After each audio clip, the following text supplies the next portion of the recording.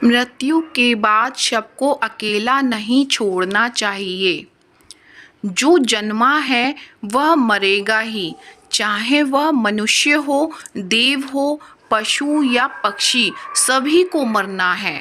ग्रह और नक्षत्रों की भी आयु निर्धारित है और हमारे इस सूर्य की भी। इसे ही जन्म चक्र कहते हैं।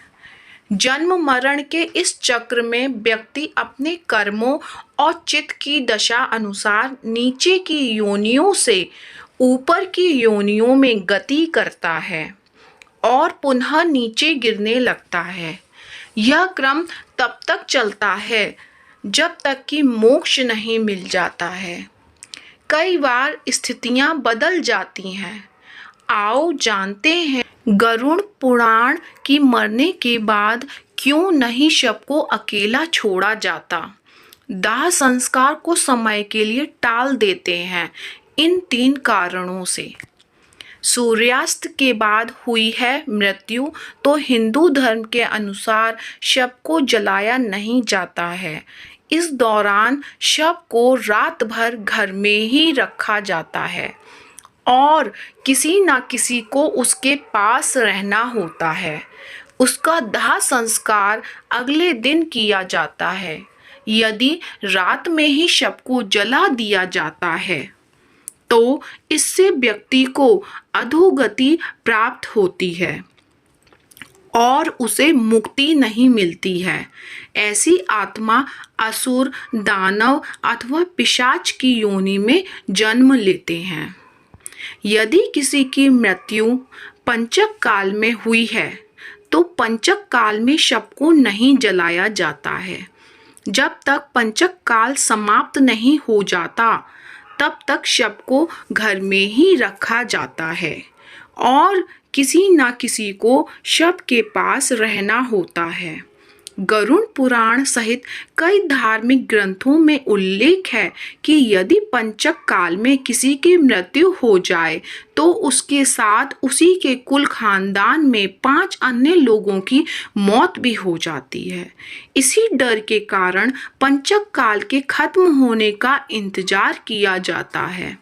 परंतु इसका समाधान भी है कि मृतक के साथ आटे, बेसन या कुश से बने 5 पुतले अर्थी पर रखकर इन 5 का भी शव की तरह पूर्ण विधि विधान से अंतिम संस्कार किया जाता है।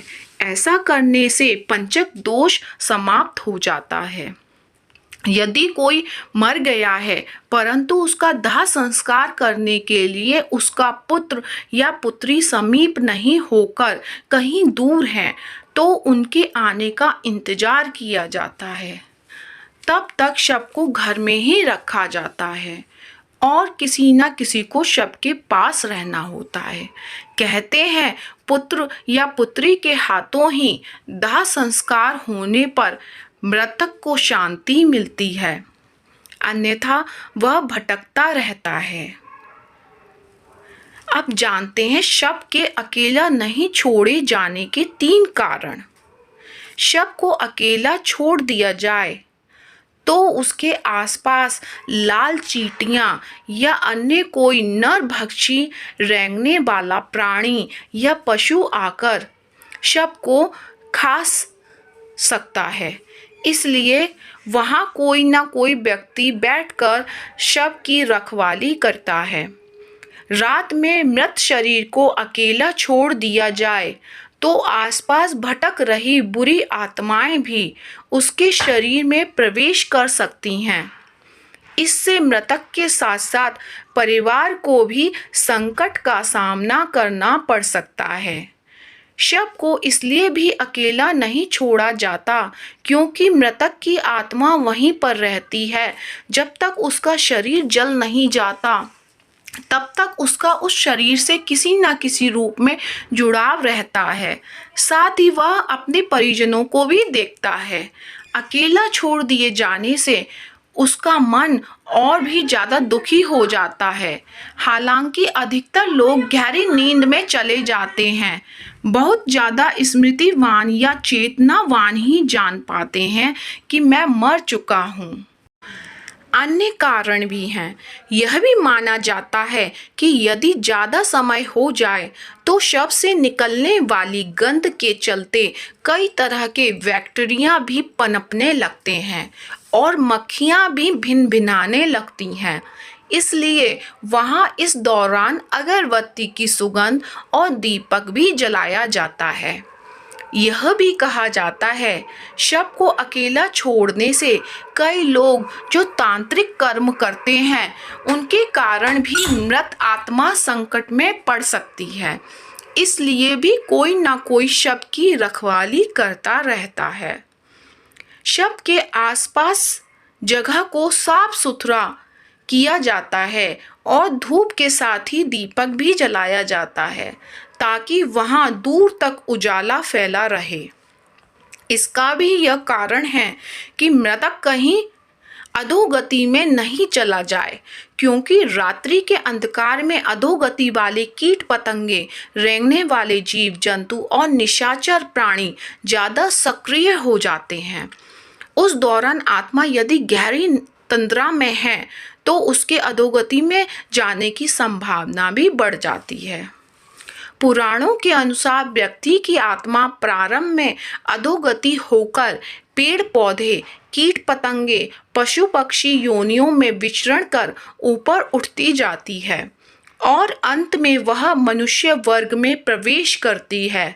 मनुष्य अपने प्रयासों से देव या दैत्य वर्ग में स्थान प्राप्त कर सकता है। वहां से पतन होने के बाद वह फिर से मनुष्य वर्ग में गिर जाता है। यदि आपने अपने कर्मों से मनुष्य की चेतना के स्तर से खुद को नीचे गिरा लिया है तो आप फिर से किसी पक्षी या पशु की योनि में चले जाएंगे। यह क्रम चलता रहता है, अर्थात व्यक्ति नीचे गिरता या कर्मों से ऊपर उठता चला जाता है। उपनिषदों के अनुसार एक क्षण के कई भाग कर दीजिए, उससे भी कम समय में आत्मा एक शरीर छोड़ तुरंत दूसरे शरीर को धारण कर लेता है। यह सबसे कम समयावधि है। सबसे ज़्यादा समयावधि है 30 सेकंड, परंतु पुराणों के अनुसार यह समय लंबा भी हो सकता है। 3 दिन, 13 दिन, सवा महीना या सवा साल।